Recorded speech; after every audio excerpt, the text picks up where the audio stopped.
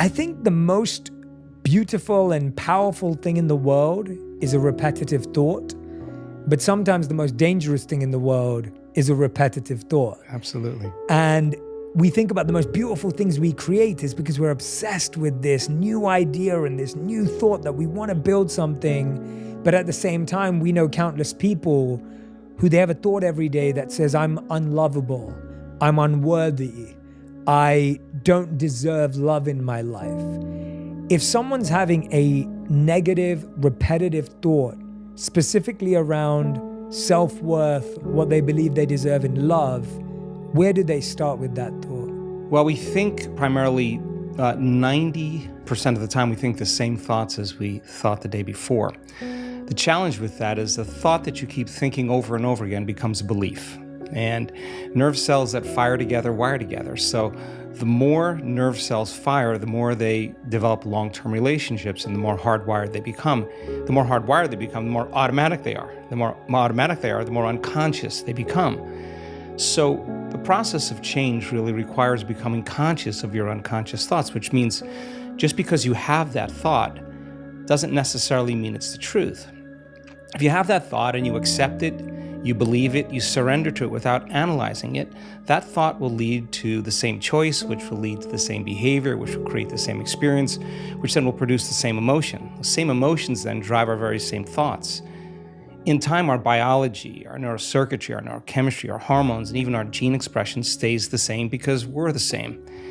So in the process of change, when you come up against that unconscious belief and you make it conscious, most people get uncomfortable when they confront that thought. And they're stopping an automatic process. And the body, which has been conditioned to be the mind because it's doing something over and over again, that's a habit, is craving the experience because it wants the emotion associated with it, right?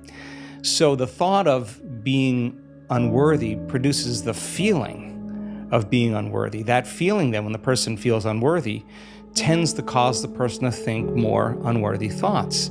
It only takes a thought and a feeling, an image of yourself and an emotion, a stimulus and response, and you can condition the body to memorize that behavior and that emotional state better than the conscious mind. So the moment we inhibit that thought, or the moment we become conscious of it and we no longer accept it, there's a biological craving that takes place in the body because the body has been conditioned to be the mind. So the body starts influencing the mind to think more corresponding thoughts equal to that feeling. So here comes the assault.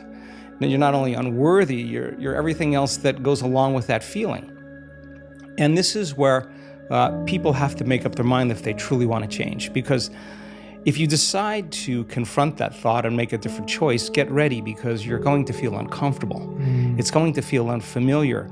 And there's going to be some uncertainty because you're stepping out of familiar territory. You're stepping out of the known and you're stepping into the unknown. Now, this is really when you leave the bleachers and you get on the playing field, because the brain immediately looks around in its environment to see if anything's changing because you're changing, and you see that nothing in your world is changing because you actually haven't fully changed yet. So the moment we look for evidence in our life and we don't see it, sooner or later, most people accept that thought, which leads to the same choice, which creates the same behavior, which creates the same experience, that produces the same feeling. Then they say, oh, this feels right to me. No, that feels familiar, because you've just returned back to the known self. I think that when people truly want to make up their mind to change, and they become so conscious of those unconscious thoughts, they would never go unconscious to them again. That's the moment the body is being reconditioned to a new mind. If you inhibit that choice, that leads to that habit or that behavior. A habit is when you've done something so many times, the body knows how to do it better than the brain. Now you're stopping the body from being on its automation, on autopilot. And if the body's craving the feeling of unworthiness and you're stopping the body from feeling that way, and you're aware in your life how you speak, you're aware in your life how you're feeling, and you're checking in, you're saying, do I really want to feel this way? This is that river of change where you're going from the old self to the new self. So it makes sense then. If those principles in biology work in that way, they could actually work in our favor. So if you said, okay, I'm going to sit down for a few minutes I'm going to become so conscious of my unconscious self, my unconscious personality, that victory today would not be going unconscious to those thoughts, behaviors, and emotions. Okay, let me get so familiar with them that I don't go unconscious. Okay, I got that down. Now, what thoughts do I want to fire and wire in my brain? And if a belief is a thought that you keep thinking over and over again, with intention and with attention, you'll switch on that prefrontal cortex and assign meaning to the act and start installing new circuits in your brain.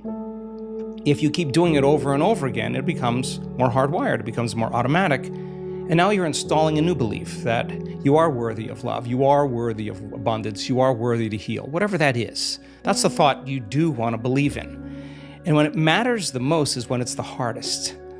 Because if you don't have the circuitry in place, you'll default back to the old programs, right? So then, if you said, how am I going to be in my Zoom calls today? How am I going to be in traffic today? How am I going to be with my ex, my coworkers? And you started thinking about and rehearsing how you were going to act in certain situations. The brain actually doesn't know the difference between the real life experience and what you're imagining. The research on mental rehearsal shows that the brain will look like in time that it's already had the experience and it's vacant of the experience. Now, keep firing and wiring those circuits and you're going to begin to behave that way. So now you're installing circuitry now to use in your life to get your behaviors to match your intentions. If you said, how would it feel to feel worthy of love? How would it feel to be grateful for life? How would it feel to be worthy of abundance? And you said, I'm going to teach my body emotionally what this feels like before the manifestation of the event. You're not waiting for your life to change to feel worthy. You're actually changing your life by becoming worthy. You're generating abundance. You're generating love. You're creating an elevated emotion. Now, our data is so compelling because when you truly begin to elevate your emotional state and you could really lock in, to those elevated emotions, your body is so objective that it actually believes that it's living in a whole new environment before the environment changes. In other words, the body's believing it's in that new future. And if the environment signals the gene, and it does, and the end product of an experience in the environment is an emotion, you're actually signaling genes ahead of the environment, and your body will begin to become conditioned to a new mind. Now think about this. If you did that every day, the word meditation literally means become familiar with. You become familiar with your old self, you become familiar with your new self, and you say, I'm not getting up until I feel this feeling. And then you'd say, I want to be able to bring this feeling up whenever I want. I'm going to keep remembering this feeling over and over again. It only takes a thought and a feeling, an image of the future and emotion, a stimulus and response, that you can condition your body to believe it's living in a whole new life. And when you feel the emotions of your future, something amazing happens. You're no longer in lack or separation, so you're no longer looking for the event to take away that feeling of lack or separation. Your body's actually believing it's in the event. And so then you're not looking for it, you feel like it's already happened. Get ready, because that's when your life begins to change. And so we've discovered that if you're actually practicing this and you immersed yourself in that experience fully for 7 days, the amount of metabolic and biological changes that will take place in your body will be so significant that your body will actually believe it's living in that future. And yet, most of the people that come to our workshops are literally in a ballroom. There's nothing really exciting happening in the environment, but their body's believing they're living in a whole new life. And so one thought leads to a choice, which leads to a behavior, which creates an experience that produces an emotion. So then new information, new knowledge begins to cause you to think differently.